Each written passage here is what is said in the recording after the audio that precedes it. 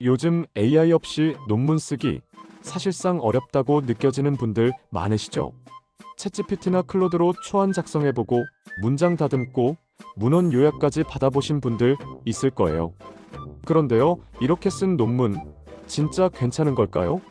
몰라서 그냥 썼다가 표절로 간주되는 경우도 있고요. AI가 대신 써준 건 학계에서 부정행위로 판단될 수 있대요. 이게 진짜 무서운 게 연구윤리를 어기면 논문이 통과되지 않는 건 물론이고 졸업이나 학위 자체가 취소될 수도 있거든요. 오늘 영상에서는요, AI를 논문에 쓸 땐 어디까지 괜찮은 걸까? 이걸 같이 고민해 볼 거예요. 한 대학원생이 MZ세대의 직장 가치관 변화에 대한 논문을 준비하고 있었어요. 문헌도 많고 인터뷰도 진행해야 하고 구조 짜는 것도 만만치 않았죠. 그래서 챗GPT에게 문헌 요약을 시키고 서론 초안까지 받았대요. 그런데 문제는 여기서 시작돼요. 교수님이 서론이 어딘가 어색하다고 하시더니 AI 탐지기를 돌려보셨고 이거 AI가 쓴 것 같은데? 라는 말이 나온 거예요. 그 학생은 참고만 했어요. 라고 해명했지만 사용 사실을 밝히지 않았다는 이유로 지적을 받았죠. 실제로 요즘은 논문에 AI 활용 여부를 공개하라는 대학도 많아지고 있어요. 사용은 괜찮은데 몰래 쓰는 것은 문제라는 거예요. 이번엔 실험 설계를 돕기 위해 GPT를 사용한 한 이공계 학생의 사례예요. 이 학생은 신소재의 열전도 실험을 설계할 때 실험 변수 설정이나 데이터 분석 프레임을 AI에게 자문했어요. 그런데 그 결과를 그대로 논문에 넣었고 분석 도구도 AI가 추천한 그대로 사용했대요. 나중에 알고 보니 그 분석 방식은 그 분야에서 이미 오래전에 문제 제기가 되었던 방식이었고요. 심사에서 기초적인 검토 부족이라는 평가를 받았어요. 이 경우는 AI 윤리의 문제라기보다는 AI 의존이 가져오는 책임 전가의 문제라고 볼 수 있어요. AI는 조언자일 수는 있어도 판단을 대신해주는 존재는 아니라는 거예요.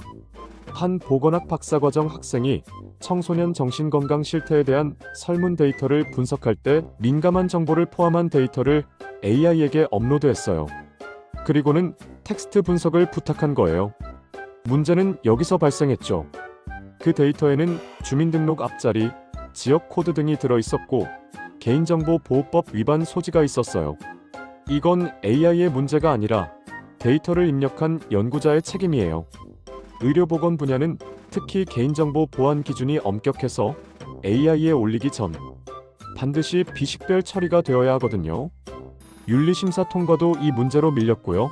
결국 데이터를 다시 정지하는 바람에 연구 일정이 한 달 이상 밀렸다고 하더라고요. 예술 분야에서도 요즘은 AI와 협업하는 논문들이 많아졌어요. 한 디자인과 학생은 AI 아트워크의 창작 윤리를 주제로 논문을 쓰면서 미드저니와 다리로 생성한 이미지를 본문에 활용했어요. 그런데 학과에서 문제를 제기했죠. 이건 창작자가 누구예요? 라는 거예요. 학생이 제가 명령어를 입력했으니까 제거조라고 했지만 교수님은 그건 AI가 생성한 결과물이니까 출처를 밝혀야 한다고 하셨어요. 실제로 일부 학술지에서는 이미지나 텍스트 생성 도구를 썼다면 어떤 도구를 사용했고 그 결과를 어떻게 가공했는지를 명시하라고 요구하고 있어요. 예술에서도 AI가 만든 걸 내 것처럼 쓰면 안 된다는 점 기억해야 해요. 그럼 이제 AI를 논문에 쓸 때 우리가 지켜야 할 핵심 윤리 원칙 어떻게 정리하면 좋을까요? 크게 세 가지예요. 첫 번째, AI는 참고도구이지 창작자가 아니라는 점이에요.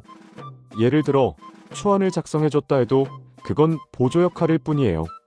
논문의 저자는 항상 사람, 바로 우리 연구자 자신이에요. 두 번째, AI를 썼다면 반드시 그 사실을 밝히는 것.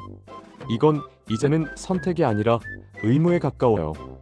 일부 학술지에서는 AI를 쓴 사실을 명시하지 않으면 출판 자체가 거부되기도 해요.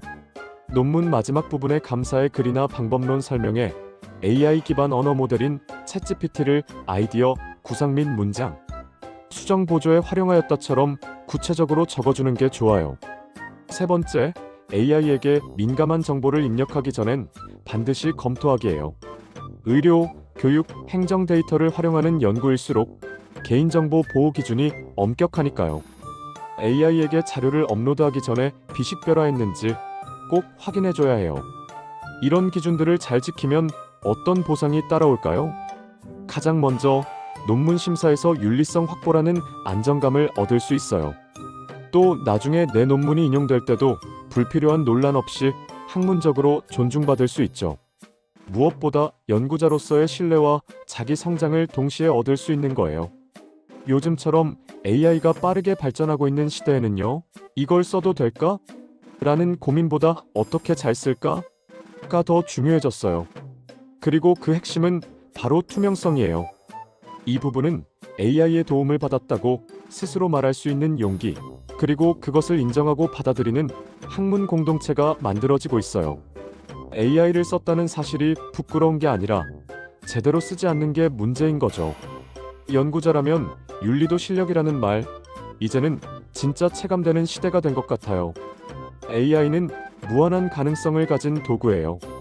그리고 우리는 그 도구를 어떻게 쓸지 결정할 수 있는 존재예요. 논문이라는 결과물은 단순한 텍스트가 아니라 나라는 연구자의 지성과 윤리가 담긴 표현이잖아요. 그래서 AI를 활용할 때에도 내가 이 문장에 어떤 책임을 질 수 있는가를 계속 스스로에게 묻는 게 중요해요. 앞으로 논문 심사도 AI 탐지 툴이 함께 사용될 확률이 높아지고 있어요. 그때 가장 강력한 무기가 뭐냐면요. 나는 정직하게 썼다는 스스로에 대한 확신이에요. 윤리적인 AI 활용은 단지 규칙을 지키는 게 아니라 내가 연구자로서 더 오래 살아남기 위한 전략이에요. 그리고 그 전략은 여러분 모두가 당장 오늘부터 실행할 수 있는 거예요. 오늘 영상에서는 AI 어디까지 써도 괜찮을까?에 대한 윤리적 기준을 다뤘는데요. 다음 영상에서는 한 걸음 더 들어가서 진짜 똑똑한 연구자는 AI랑 어떻게 협업할까? 그 구체적인 방법을 알려드릴 거예요.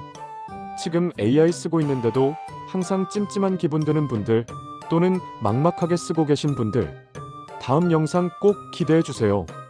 좋아요랑 구독, 알림 설정까지 해두시면 더 많은 논문 작성 팁을 바로 확인하실 수 있어요.